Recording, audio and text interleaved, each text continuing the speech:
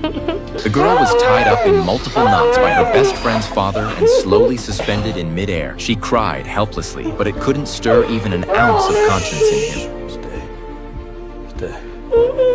He left her alone in the room. Desperate, the girl stared out through the only small window, still able to see her family searching frantically for her. No matter how hard she shouted, her weak voice couldn't penetrate the man's specially reinforced windows. The rescue was so close, yet all she could do was watch. There might be nothing more hopeless in the world than this. What she didn't know was that the kidnapping was only the beginning. The man's cruelty was far worse than she could imagine. The girl hung there for 2 full days and nights without a single meal. She couldn't even use the bathroom properly and had to relieve herself where she was. The fear of the unknown made her feel as if she were already dead. After 2 days of barely surviving, the man finally returned. He placed her on the floor, covered in filth, and harshly forced her to eat something, so she wouldn't die before he was done. But the girl was already paralyzed with fear. She had no appetite, only hoping he would let her go. This man was her best friend's father, who had watched her grow up. How could he commit such atrocities? He remained unmoved. He grabbed her weak legs and dragged her toward the basement.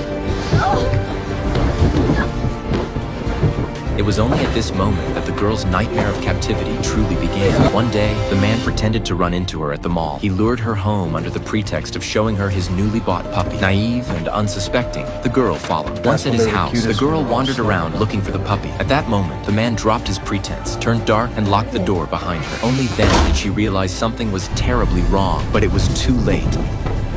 Meanwhile, her mother, unable to find her daughter, called the police. However, the officers assumed it was just another case of her previous runaway behavior and casually dismissed it, thinking she would return in a few days. Her mother, somewhat convinced, didn't worry further. Unbeknownst to her, her daughter was suffering brutal torture next door in a neighbor's house.